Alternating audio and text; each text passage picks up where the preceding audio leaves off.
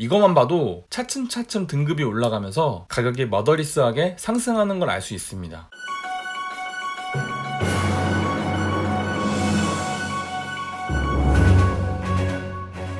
안녕하세요. 가격표 번역기 차파고입니다. 오늘 제가 번역해드릴 자동차는 기아의 2020년형 소렌토 2.2 디젤입니다. 1부에서는 등급별 장단점에 대해 설명드리겠습니다. 그럼 시작하겠습니다. 트렌디 등급입니다. 3,070만원이고요. 장점 먼저 설명드리겠습니다. 일단 가격이 많이 올랐다고들 하지만 기본 등급은 저는 그렇게 많이 올랐다고 생각하진 않습니다. 어차피 구형의 경우 2,895만원짜리 럭셔리에 30만원짜리 컴포트 넣고 50만원짜리 디스플레이 오디오 넣으면 2,975만원이거든요. 근데 MQ4 소렌토와는 95만원 정도 차이가 나죠. 그런데 그 안에 LED 헤드램프와 원격 시동 스마트키, 전면 차음 글라스까지 들어있는 걸 생각하면 95만원의 가격 차이는 수긍할 만하다고 봅니다. 그리고 이제는 2.0 디젤 엔진은 없는데요. 대신 202마력의 45토크의 2.2 스마트 스트림 디젤 엔진을 기본으로 깔고 갑니다. 이전의 R엔진과는 마력 토크는 같지만 효율을 최대한 끌어올린 엔진이라고 보시면 돼요. 변속기는 8단 DCT 변속기로 변경되는데 이번에 현대 기아에서 최초로 적용되는 습식 클러치 미션입니다. 이전에 다른 차량에서 쓰이던 7단 클러치는 2.2 디젤에서 쓰기엔 마찰열도 그렇고 내구도에서 걱정이 됐지만 이번엔 아예 습식을 적용해버려서 이 문제는 바로 해결되었습니다. 덕분에 연비도 리터당 13.6에서 14.3km로 올라갔죠. 정차 시 시동을 꺼주는 ISG 공회전 제한장치 들어옵니다. 디젤의 경우 주행 중엔 엔진 소음이 그다지 거슬리지 않지만 정차 시에 덜덜거리는 진동과 소음이 느껴지기 마련인데요. 그럴 때 ISG가 있으면 정차 시 시동이 꺼지니 고요해서 진동이 느껴지지 않아 좋습니다. 주차 시에 시동이 꺼져서 귀찮다는 분들도 있긴 하지만 그래도 전 디젤차엔 공회전 제한장치 있는 게 좋더라고요. 렉 구동형 전동식 파워 스티어링 휠도 기아차 기존 상급 차량에만 들어가는 옵션인데요. 스티어링 조향을 도와주는 모터가 차량의 렉 피니언 쪽에 붙어있죠. 솔직히 처음엔 CMDPS나 RMDPS나 직접 몰아보면 뭐가 뭔지 구별이 안 되는데요. 고속주행을 하기 시작하면 이거 RMDPS 쪽이 뭔가 좀 더 쫀쫀한가 싶은 느낌은 분명히 있습니다. 전방 충돌 방지 보조는 운전자가 앞차의 급정거를 알아채지 못할 경우 차에서 계기판과 경고음으로 운전자에게 급정거 신호를 주고요. 그런데도 운전자가 브레이크를 밟지 않으면 차가 자동으로 강하게 브레이크를 밟아줍니다. 앞차 박으면 뒷차 가실 100%라는 거 아시죠? 어이없는 추돌 사고를 막아준다는 것만으로 전방 충돌 방지 보조는 소중한 기능입니다. 차로 이탈 방지 보조는 시속 60km가 넘어가면 작동하고 운전자의 부주의로 차선을 넘어가려고 하는 경우 살짝 스티어링을 틀어서 차선 안쪽으로 차를 밀어 넣어줍니다. 차로 유지 보조는 차로 이탈 보조와 비슷한 것 같지만 살짝 다른데요. 차로 이탈 보조가 차선 넘어가는 걸 막는 것이라면 차로 유지 보조는 차선 가운데를 유지하는 기능입니다. 차로 이탈 보조와 비슷한 거 아닌가 생각되겠지만 실제 이 두 개는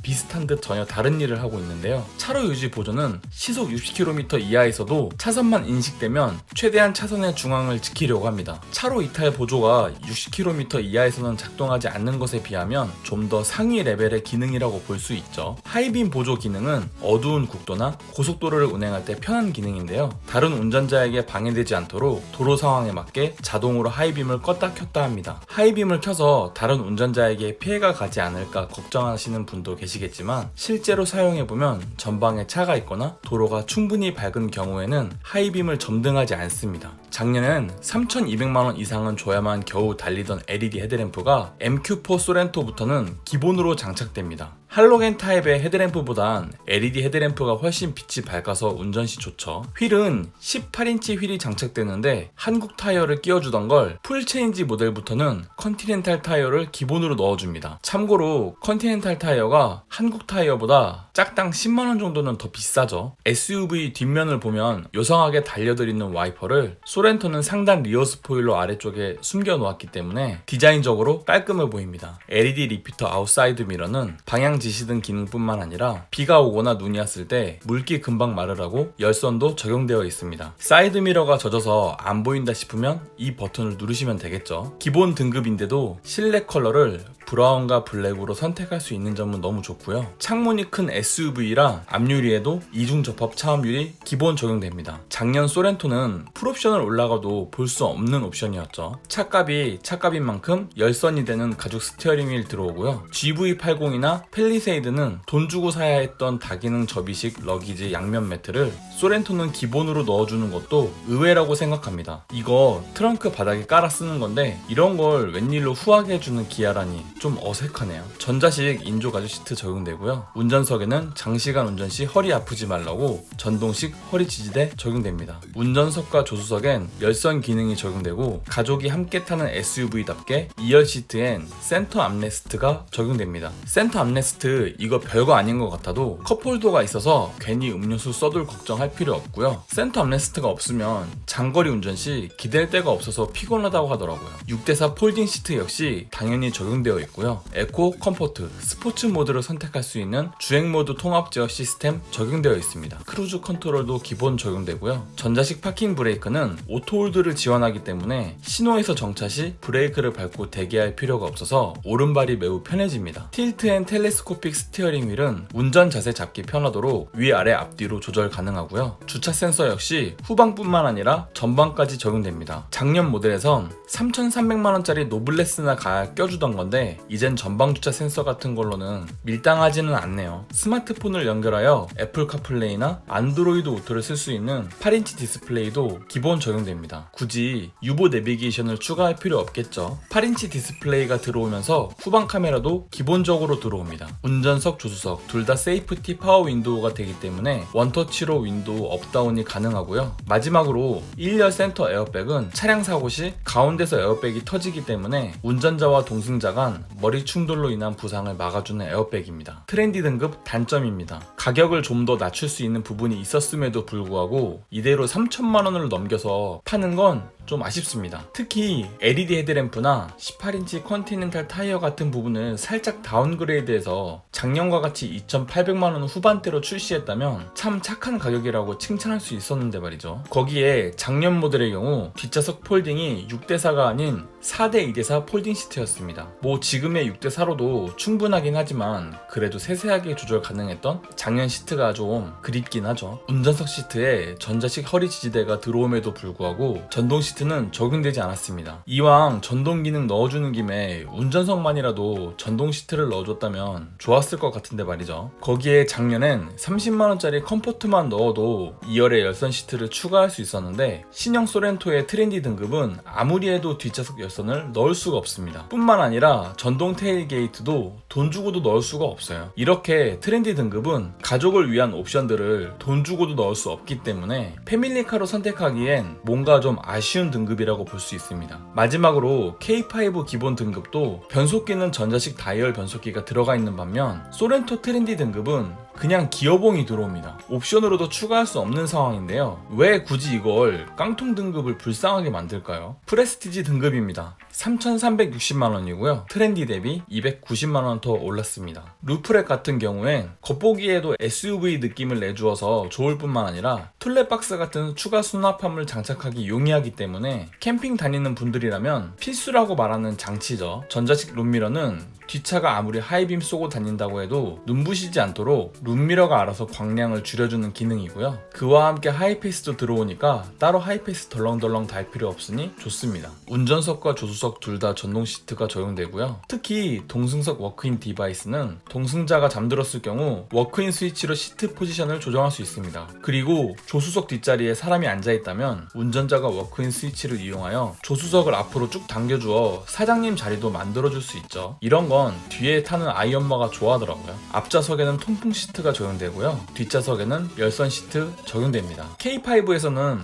헤드업 디스플레이를 넣어야만 우적 감지 와이퍼를 넣어줘서 이것 때문에 오지게 욕먹더니 기아가 반성했는지 소렌토는 프레스티지부터 우적 감지 와이퍼 넣어줍니다. 기아 이제는 이런 걸로 옵션 장사 하지 않기로 해요. 마지막으로 스마트 파워 테일게이트도 기본 적용되는데요. 전동으로 열리는 것뿐만 아니라 스마트 키를 소지한 상태에서 뒤에 서 있으면 알아서 열리니까 좋습니다. 대형마트에서 두 손 가득 장을 보러 갔을 때 따로 스마트 키를 꺼낼 필요 없으니까 편하죠. 소렌토 트렁크가 너무 높거나 무겁다고 생각하신다면 스마트 테일게이트는 꼭 넣으셔야 될 겁니다. 프레스티지 등급 단점입니다. 아니 차값을 290만원이나 올려받았으면 전동 시트랑 오토 에어컨, 전동 테일게이트만 넣어서 될 일이 아니죠. 이게 뭐 하는 짓인지 모르겠는데 전자식 변속기와 패들 시프트가 프레스티지도 기본이 아닙니다. 다이얼 변속기가 아닌 이상한 봉 모양의 변속기가 박혀있는 상황이죠. 이거 다이얼 변속기로 바꾸려면 무조건 120만원 더 주고 스마트 커넥트 달아야 됩니다. 아니 LED 헤드램프 같은 걸 통일하지 말고 다이얼 변속기를 프레스티지에선 기본으로 달아줬어야죠. 운전석 시트가 전동 시트기도 하지만 메모리 시트 기능은 적용되지 않았습니다. 소렌토 정도 되는 차라면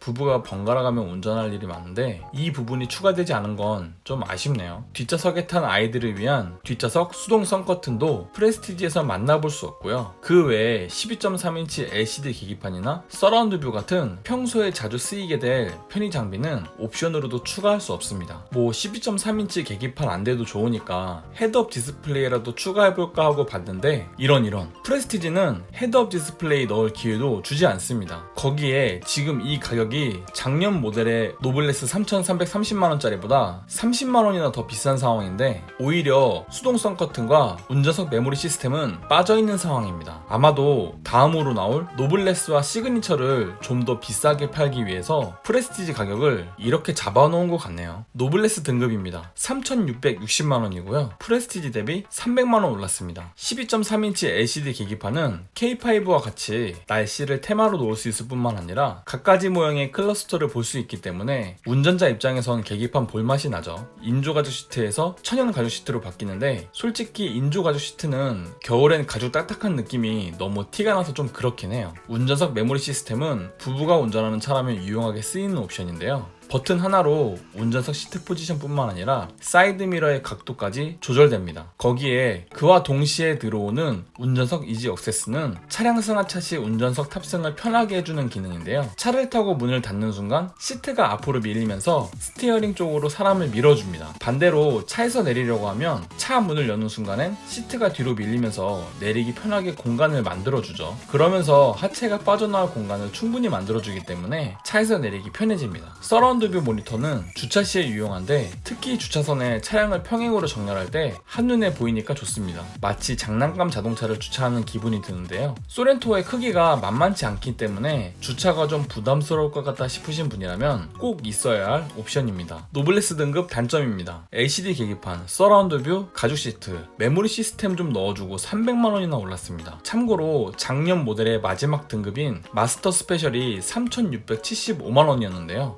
그러면 신형 소렌토 노블레스가 15만원이나 싸니까 훨씬 이득인 거 아니냐고요? 네, 아닙니다. 작년 모델의 마스터 스페셜엔 드라이브 아이즈와 유보 내비게이션이 기본이었습니다. 그런데 신형 소렌토 노블레스에서는 드라이브 아이즈와 유보 내비게이션을 넣으려면 185만원을 더 줘야 되죠. 이것만 봐도 차츰차츰 등급이 올라가면서 가격이 머더리스하게 상승하는 걸 알 수 있습니다. 거기에 꽤나 이뻐 보이는 무드램프와 멋진 내장의 좋은 재질인 퀼팅 나파 가죽도 노블레스에서 넣을 수가 없고요. 이 메탈 페달도 실제 운전 시에 밟히는 느낌이 일반 고무 페달과는 확 다르거든요. 그런데 이것도 상위 등급으로 쏙 빼놓았습니다. 근데 뭐 지금까지 제가 말한 것들은 그냥 겉멋의 영역이기 때문에 없으면 없는 대로 타거든요. 그런데 문제는 후방 주차 시 안전을 위한 후방 주차 충돌 방지 보조나 좁은 공간에서 차 뺄 때 유용하게 쓰이는 원격 스마트 주차 보조도 노블레스에선 추가할 수 없습니다. 작년 모델의 최상위 등급보다 사실상 150만원이나 더 주고 차를 사는 꼴인데 내비도 없고 드라이브 아이즈도 안 되고 추가 안 되는 옵션도 너무 많죠. 시그니처 등급입니다. 3,950만원이고요. 프레스티지 대비 290만원 올랐습니다. 소렌토 끝판왕답게 1열 양쪽 도어에 차암 글라스 들어옵니다. 원래 SUV가 사이드 미러에서 들리는 풍절음이 좀 있는데 양쪽 도어 유리에 차암 유리 적용되면 확실히 좀 조용하긴 하죠. K5의 가스불 무드램프와는 다른 느낌의 앰비언트 무드램프 들어옵니다. 대시보드와 도어에도 들어와 있어서 확실히 많은 부분에 적용되어 있다는 걸 알 수 있고요. 메탈 페달은 보기에도 좋을 뿐만 아니라 밟았을 때 느낌도 확실히 다릅니다. 전좌석 나파 가죽 시트가 적용되는데 퀼팅도 같이 적용되죠. 아무래도 나파 가죽을 가죽이 좀 늘어나는 경향이 있는데 퀼팅을 적용하여 가죽의 내구도를 올리려는 기아의 의도가 보입니다. 운전석 시트에는 익스텐션 기능이 적용되는데요.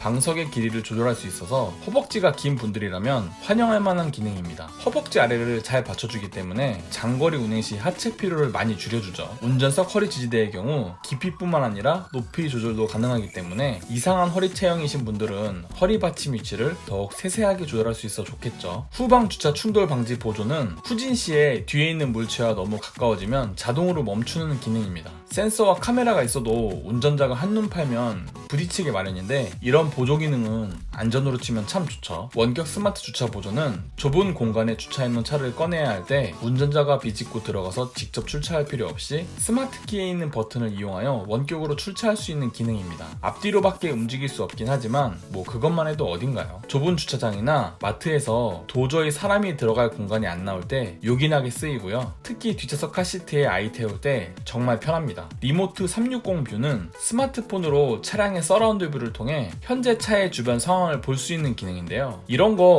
어디다가 쓰나 싶지만 마트에서 주차한 차 못 찾을 때 대충 어디 있는지 찾을 땐 쓸만할 거라 봅니다. 10.25인치 내비게이션은 좌우로 넓어서 이전의 8인치 내비보다 볼 수 있는 정보가 더 많고요. 내비 업데이트도 무선으로 되기 때문에 이전처럼 SD 메모리 뽑아다가 번번이 업데이트할 필요는 없습니다. 마지막으로 기아페이는 차 자체가 삼성페이처럼 결제 플랫폼이 되는 건데요. 요즘 안 그래도 드라이브 스루 같은 게 많아지는데 카드 꺼낼 필요 없이 인포테인먼트 시스템으로 결제한다면 편하긴 하겠죠. 거기에 주유소까지 가능하기 때문에 뭐 지갑에서 카드 꺼낼 일은 없습니다. 시그니처 등급 단점입니다. 결국 시그니처를 3,958만원에 팔기 위해서 이제까지 트렌디, 프레스티지, 노블레스 가격을 빌드업 해온 건데요. 그럼 뭐 3,950만원짜리 차에 웬만한 옵션은 다 있겠지 싶었는데 네, 없습니다. 특히 안전을 위한 옵션들이 빠져있다는 점이 좀 아쉬운데요. 스마트 크루즈 컨트롤이야 뭐 드라이브 아이즈 옵션을 넣으면 되니까 그러려니 했는데 후측방 충돌 경고가 없는 건 이건 도대체 무슨 경우인지 모르겠습니다. 이건 마치 니들이 90만원짜리 드라이브 아이즈 안 넣고 배겨? 이렇게 말하는 것 같네요. 그리고 이건 소렌토 전체적인 아쉬움인데 다른 건 몰라도 이 큰 차에 셀토스와 같은 크기의 10.25인치 내비게이션을 넣어준 건 좀 아닌 것 같습니다. 제가 제네시스 같은 14.5인치 디스플레이를 바라는 게 아니에요. 최소한 비슷한, 아니 더 싼 가격에 팔고 있는 K7과 같은 12.3인치 내비게이션은 넣어줬어야 됐습니다. 최소 3천만원 중반에서 풀옵션하면 4천은 훌쩍 넘어가는 차에 니로, 셀토스와 같은 크기의 내비게이션이라니 이건 정말 기분이 팍 상해버리는 부분이죠. 이로써 등급별 장단점에 대한 설명은 끝났고요. 2부에서는 차파고가 제안하는 최상의 가성비 조합에 대해 설명드리겠습니다. 도움이 되었다면 구독과 좋아요, 도움이 되지 않았다면 싫어요를 꼭 눌러주세요. 감사합니다.